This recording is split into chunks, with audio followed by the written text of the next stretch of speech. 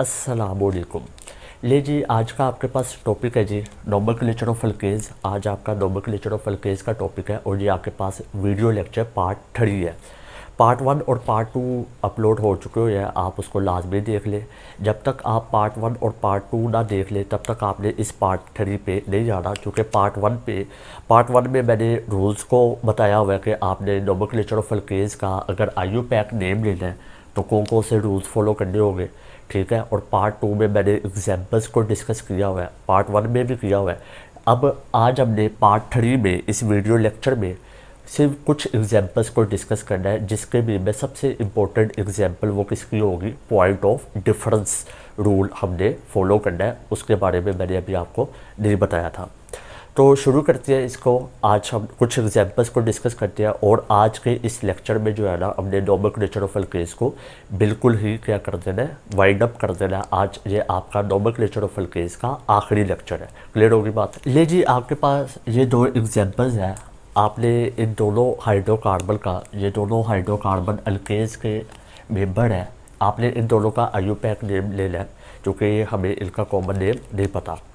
तो आपने इस वीडियो लेक्चर का पार्ट 1 भी देख लिया हुआ है, पार्ट 2 भी देख लिया हुआ है, और आपको पार्ट 1 और पार्ट 2 देखने के बाद आपको पता चल गया होगा कि आप लॉन्गेस्ट चेन को किस तरह सिलेक्ट करते हैं। आपको काफ़ी हद तक जो है ना पॉइंट समझ में आ गए होंगे कि जो चेन से बाहर निकल जाए वो सब्स्टिट्यूएंट होते हैं, जहाँ वहाँ से नंबरिंग शुरू करते हैं जहाँ से सब्स्टिट्यूएंट करीब पड़ता हो।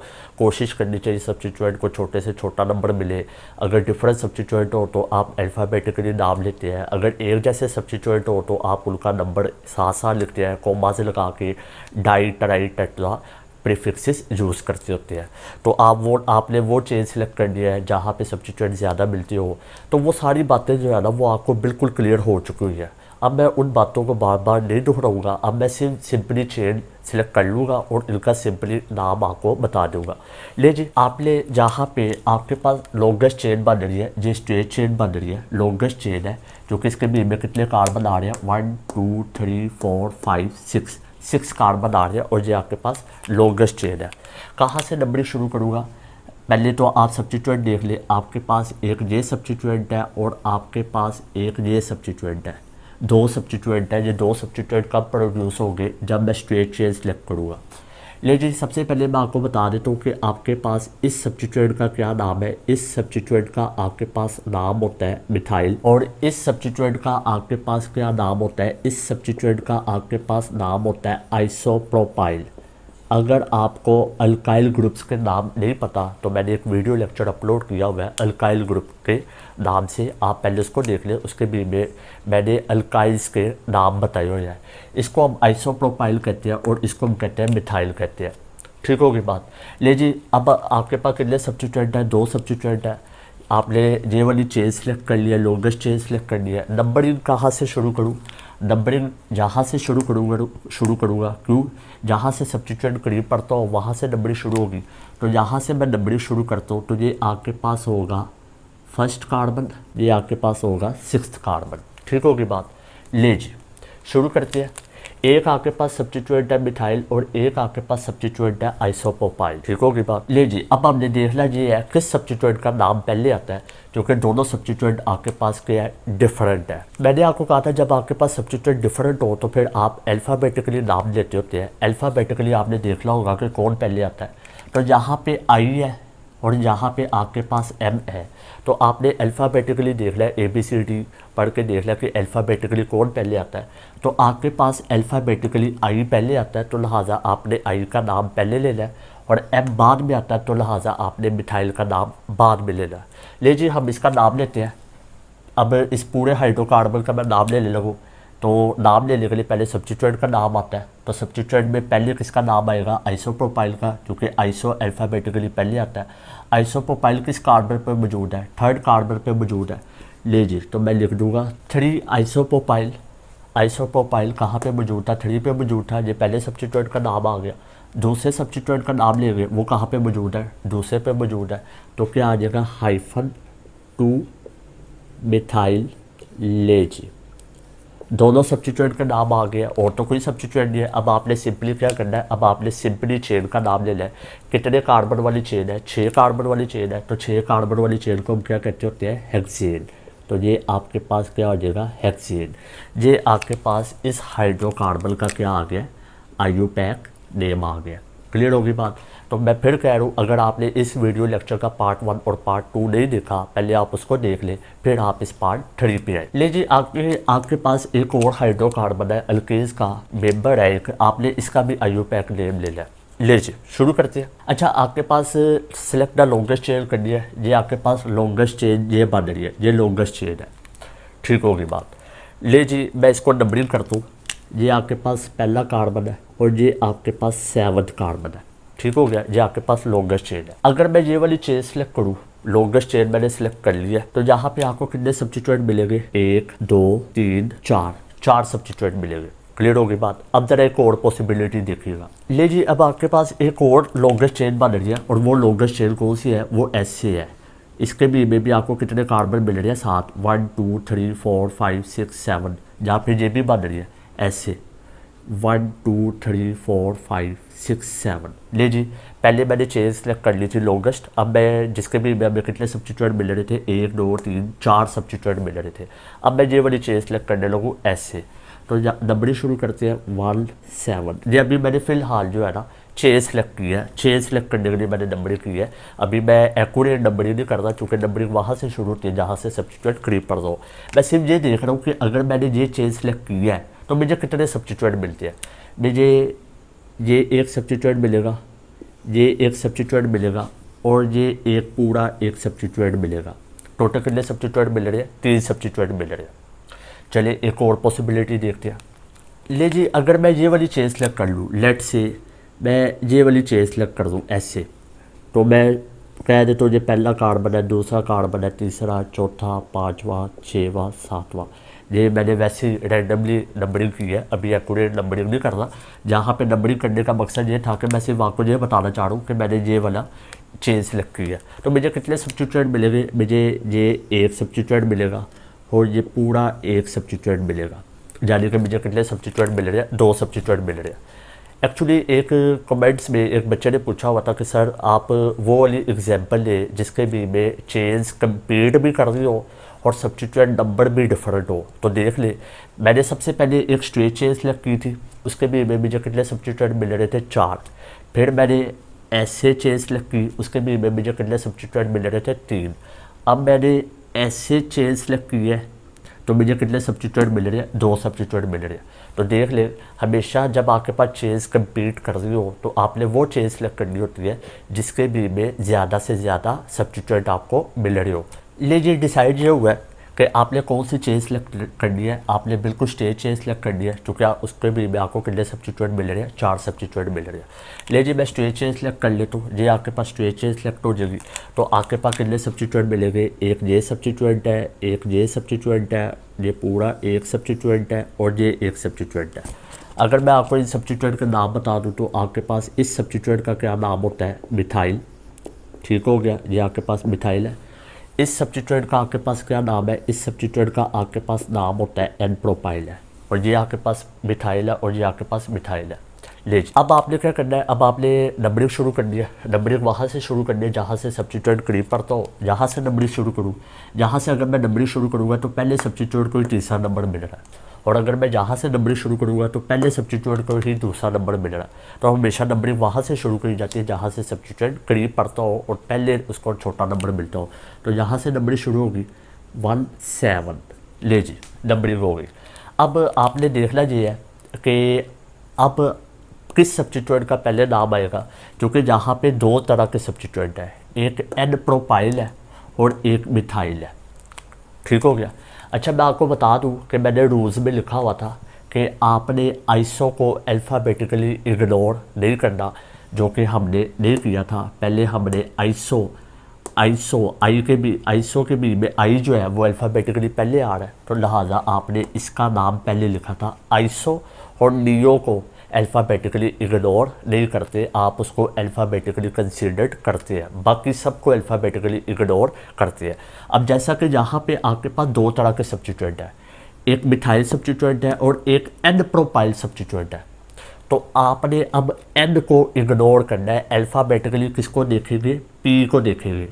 रूल्स के मुताबिक एन को, सेकेंडरी को, टर्शरी को आप इग्नोर करते होते हैं, सिर्फ आप अल्फ़ाबेटिकली किसको देखते होते हैं, आइसो को और नियो को देखते होते हैं। तो यहाँ पे आइसो था तो मैंने इसको अल्फ़ाबेटिकली कंसिडर किया था कि आई पहले आ रहा है। अब जहाँ पे दो तरह के सब्स्टिट्यूएंट है, एक मिथाइल सब्स्टिट्यूएंट है और एक एन प्रोपाइल सब्स्टिट्यूएंट है। एन को मैं इग्नोर करूँगा, एन को अल्फ़ाबेटिकली नहीं देखूँगा, किसको देखूँगा, पी को देखूँगा कि पी अल्फ़ाबेटिकली पहले आ रहा है कि नहीं आ रहा। ले जी आपके पास जो है अल्फ़ाबेटिकली कौन पहले आता है, अल्फ़ाबेटिकली आपके पास एम पहले आता है और पी बाद में आता है। तो लिहाजा एन प्रोपाइल का नाम बाद में आएगा और एम का नाम, मिथाइल का नाम पहले आएगा। ले जी नाम लेते हैं। मिथाइल सब्स्टिट्यूएंट कहाँ कहाँ पे मौजूद है, 2, 3, 5, 2, 3, 5 पे मौजूद है। तो लिहाजा मैं इनके नंबर्स एक साथ लिखूँगा, 2, 3, 5। ये तीनों नंबर एक साथ लिखे हैं, कॉमा लगा के उनको सेपरेट किया। क्यों, चूँकि 2 पे, 3 पे और 5 पे एक तरह का सब्स्टिट्यूएंट है और वो कौन सा है, मिथाइल है। 2, 3, 5 आगे क्या आ जाएगा, ट्राई मिथाइल। क्योंकि कितने मिथाइल ग्रुप है, कितने मिथाइल सब्स्टिट्यूएंट है, 3, तो मैंने ट्राई मिथाइल लगा दिया। ठीक होगी बात। अब आप इसका नाम लेंगे, अब आप इस सब्स्टिट्यूएंट का नाम लेंगे जो कि एन प्रोपाइल है, वो कहाँ पे मौजूद है, 4 पे। तो -4 एन प्रोपाइल। ले जी एन प्रोपाइल का भी नाम आ गया जो कि कहाँ पे मौजूद था, 4 पे मौजूद था। अब आपके पास कोई सब्स्टिट्यूएंट नहीं रहा, सारे सब्स्टिट्यूएंट के आपने नाम ले लिया। तो अब आपने चेन का नाम लेना है। चेन कितने कार्बन वाली बन रही है, 7 कार्बन वाली बन रही है। तो 7 कार्बन वाले अल्केन को हम क्या कहते होते हैं, हेप्टेन। तो ये आपके पास क्या होगा, heptane. 2, 3, 5 trimethyl, 4 n propyl, heptane. तो इस एग्जाम्पल को यहाँ पे डिस्कस करने का मकसद ये था कि मैंने आपको ये बात समझानी थी कि जब आपके पास एक से ज़्यादा चेंज कंप्लीट कर रही हो तो आपने वो चेंज सेलेक्ट करनी है जहाँ पे आपको मैक्सिमम सब्स्टिट्यूएंट मिल रही हो। क्लियर होगी बात। ले जी आगे आपके पास बड़ा एक इम्पोर्टेंट पॉइंट है जो कि हमने एक रूल को डिस्कस करना था। वो आपका IUPAC का बिल्कुल लास्ट रूल है। वीडियो लेक्चर पार्ट 1 में मैंने रूल्स को डिस्कस किया था और बिल्कुल लास्ट रूल था पॉइंट ऑफ डिफरेंस रूल।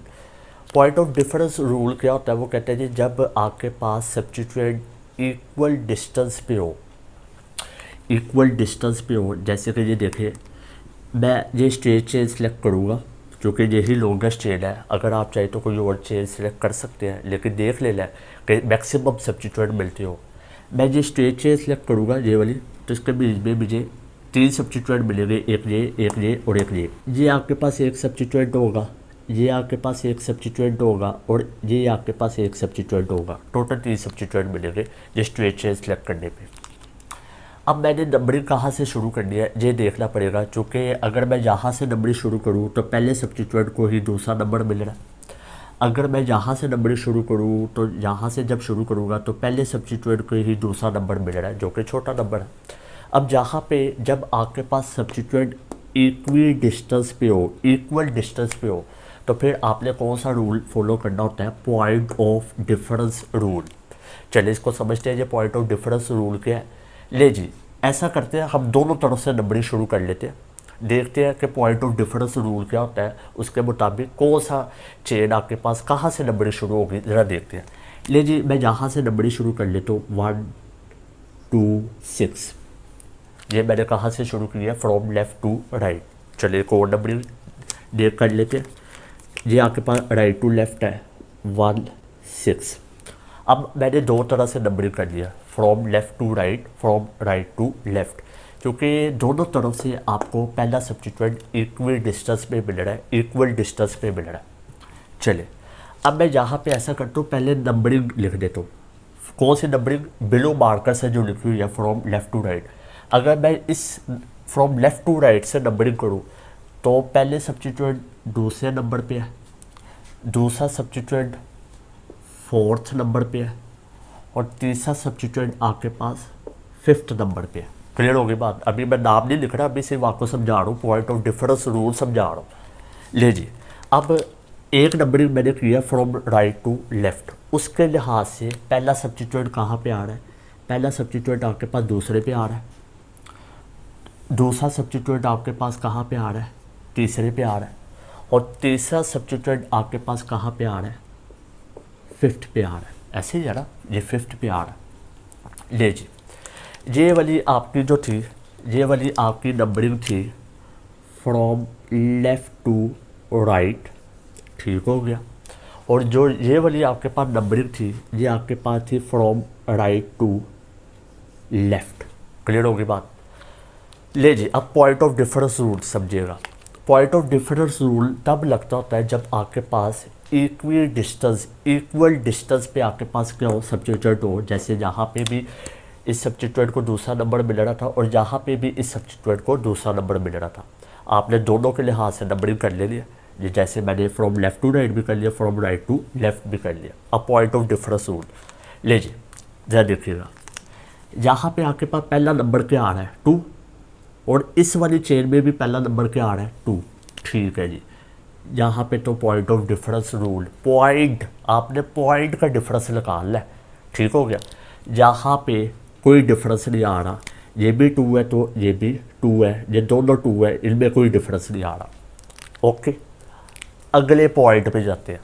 लेकिन मैं दूसरे पॉइंट पे आ गया। दूसरे पॉइंट में ये नंबर 4 है और दूसरे ही पॉइंट में ये वाला नंबर क्या है, 3 है। 4 बड़ा है और 3 छोटा है। इसको हम कहते होते हैं पॉइंट ऑफ डिफरेंस रूल। ये पहला 2 था, ये भी 2 था, इसको तो मैंने छोड़ दिया। आगे अगले पॉइंट पे चलो। अगले पॉइंट पे मैं गया तो ये वाला 4 नंबर था, ये वाला 3 नंबर था। ये नंबर क्या है, छोटा है। हमने सब्स्टिट्यूएंट को कौन सा नंबर देना होता है, छोटा नंबर देना होता है। तो आप कौन सी चेन सेलेक्ट करेंगे, आप चेन सेलेक्ट करेंगे from right to left. This is called point of difference rule. जहाँ पे भी, जिस पॉइंट पे भी छोटा नंबर आ गया, आपने वही चेन सेलेक्ट कर ले लिया, फिर आपने अगले को नहीं देखना होता। क्लियर होगी बात। पहले पॉइंट पे 2 था, क्लियर। दूसरे पॉइंट पे इस वाली चेन में फ्रॉम लेफ़्ट टू राइट में दूसरे पॉइंट पे 4 था, और दूसरी चेन में फ्रॉम राइट टू लेफ़्ट वाली चेन में आपके पास तीसरा नंबर आ रहा है। तो यहाँ पे 4 था, यहाँ पे 3 था, ये छोटा नंबर आ गया। अब आपने यही चेन सेलेक्ट करनी है, ऊपर वाली चेन सेलेक्ट नहीं करनी। चलिए अब इसका नाम ले लेते हैं। क्या नाम होगा इसका आपके पास, 2, एक दूसरे पे सब्स्टिट्यूएंट लगा हुआ है। कौन सा सब्स्टिट्यूएंट है, मिथाइल है। और कहाँ पे लगा हुआ है, 3 पे लगा हुआ है। और कहाँ पे लगा हुआ है, 5 पे लगा हुआ है। और तीनों के तीनों सब्स्टिट्यूएंट एक जैसे हैं, तभी मैंने उनके नंबर्स को एक साथ लिखा है और पॉइंट लगा, कॉमा से लगा के अलग किया है। तो आगे क्या आ जाएगा, हाइफन।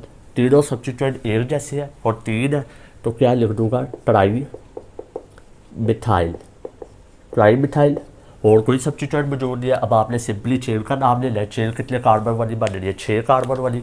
और 6 कार्बन वाली चेन को हम क्या नाम देते होते हैं, हेक्सेन। क्लियर होगी बात। इसको हम कहते होते हैं पॉइंट ऑफ डिफरेंस रूल। चलिए एक और एग्जाम्पल डिस्कस करते हैं। ये आपके पास स्ट्रेट चेन है, स्ट्रेट चेन से सिलेक्ट किया चूँकि इसके भी में मैक्सिमम सब्स्टिट्यूएंट मिल रहे हैं। अब कहाँ से नंबरिंग शुरू करूँ, यहाँ से नंबरिंग शुरू करूँ कि यहाँ से नंबरिंग शुरू करूँ, क्योंकि दोनों तरफ से सब्स्टिट्यूएंट को दूसरा नंबर मिल रहा है। लीजिए अब दोनों तरफ से कर लेते हैं, क्योंकि दोनों तरफ से सब्स्टिट्यूएंट को दूसरा नंबर मिल रहा है। ये मैं पहली नंबरिंग करने लगा 1 8। ये मैंने कहाँ से कहाँ पे नंबरिंग की है, फ्रॉम लेफ्ट टू राइट। अब एक और नंबरिंग शुरू कर लेता हूँ, क्योंकि दोनों तरफ से सब्स्टिट्यूएंट को दूसरा नंबर मिल रहा था 1 8। लीजिए अब हमने देखना ये कि कौन सी नंबरिंग करेक्ट है, फ्रॉम लेफ्ट टू राइट के फ्रॉम राइट टू लेफ्ट। चलिए जी, मैं पहले यहाँ पे लिख देता हूँ from left to right. Left to right जाऊँगा तो पहला सब्स्टिट्यूएंट दूसरे पे मौजूद है, दूसरा सब्स्टिट्यूएंट तीसरे पे मौजूद है, तीसरे पे 2 सब्स्टिट्यूएंट है। तो आप 3 नंबर को 2 दफ़ा लिखेंगे, जो हम पहले डिस्कस करके आ चुके हो। ये 3 एक दफ़ा इसका होगा, ये 3 एक दफ़ा इसका होगा। 3 अगर आपको ये बातें नहीं पता तो आप पहले इस वीडियो लेक्चर का पार्ट 1 पार्ट 2 देख ले, उसके भी में मैंने ये सारी बातें बताई हुई है। फिर उसके बाद कहाँ पे सब्स्टिट्यूएंट मौजूद है, 7 पे मौजूद है। 7 पे कितने सब्स्टिट्यूएंट है, 2, तो 2 दफ़ा मैं 7 को लिख दूँगा। क्लियर होगी बात। ये कौन सी नंबरिंग आपने की थी, ये आपने की थी फ्रॉम लेफ़्ट टू राइट। चलिए आगे चलते हैं। अब एक और नंबरिंग हम लिखी हुई है, चूँकि ये सब्स्टिट्यूएंट इक्वल डिस्टेंस पे थे। दूसरी पोजीशन पे आपको 2 सब्स्टिट्यूएंट मिल रहे हैं, तो मैं लिहाजा 2 को 2 दफ़ा लिखूँगा। और कहाँ पे सब्स्टिट्यूएंट मिल रहे हैं, 6 पे, और कितने सब्स्टिट्यूएंट है, 2, तो 6 को 2 दफ़ा लिख दूँगा। और कहाँ पे सब्स्टिट्यूट मौजूद है 7 पे, तो आगे आपके पास आ जाएगा 7। ये आपने कौन से नंबरिंग किया है, ये आपने नंबरिंग किया है फ्रॉम राइट टू लेफ़्ट।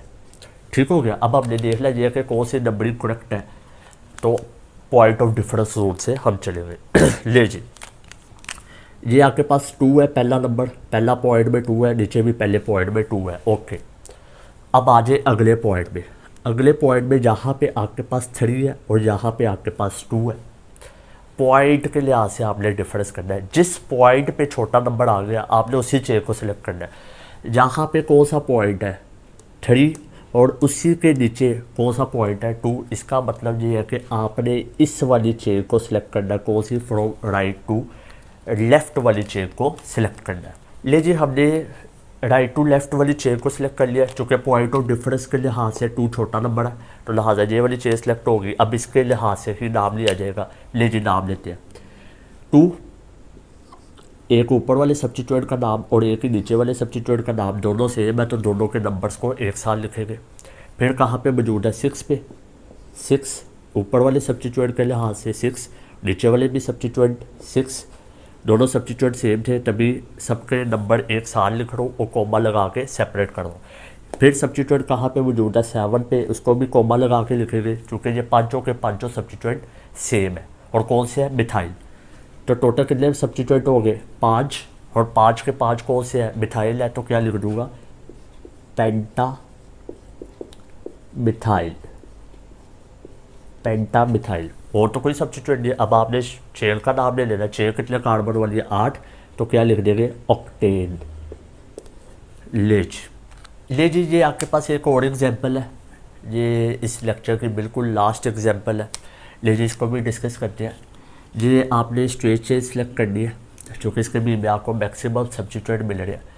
अगर मैं यहाँ से नंबरिंग शुरू करूँ तो इस सब्स्टिट्यूएंट को तीसरा नंबर मिल रहा है, अगर मैं यहाँ से नंबरिंग शुरू करूँ तो इस सब्स्टिट्यूएंट को, इस वाले सब्स्टिट्यूएंट को तीसरा नंबर मिल रहा है।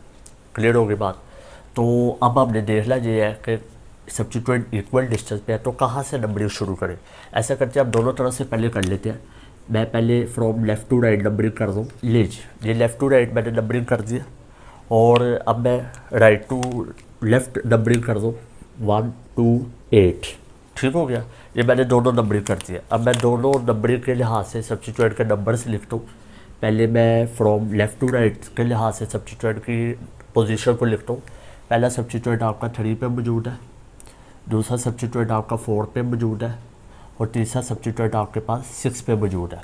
ओके, और फ्रॉम राइट टू लेफ़्ट आपके पास पहला सब्स्टिट्यूएंट कहाँ पे मौजूद है, पहला सब्स्टिट्यूएंट आपके पास 3 पे मौजूद है, फिर दूसरा सब्स्टिट्यूएंट आपके पास कहाँ पे मौजूद है 5 पे मौजूद है, फिर तीसरा सब्स्टिट्यूएंट आपके पास कहाँ पे मौजूद है 6 पे मौजूद है। ले जी, जो ये वाली नंबरिंग थी ये आपके पास लेफ़्ट टू राइट थी, और जो ये वाली नंबरिंग थी ये आपके पास राइट टू लेफ़्ट थी। अब हमने कौन सी चीज़ सेलेक्ट करनी है, पॉइंट ऑफ डिफरेंस के लिहाज से देखते हैं, क्योंकि दोनों तरफ से जब हम नंबरिंग शुरू करते हैं तो आपके सब्स्टिट्यूएंट को इक्वल नंबर मिल रहा है। ले जी, ये पहला पॉइंट है 3 3 सेम। अब जहाँ पे अगर मैं दूसरे पॉइंट पे हूँ तो यहाँ पे 4 है और यहाँ पे क्या है 5 है, तो दूसरे पॉइंट में 4 छोटा नंबर है और 5 बड़ा नंबर है, तो लिहाजा आप कौन सी आप चेन सेलेक्ट करेंगे, फ्रॉम लेफ़्ट टू राइट वाली आप चेन सेलेक्ट करेंगे।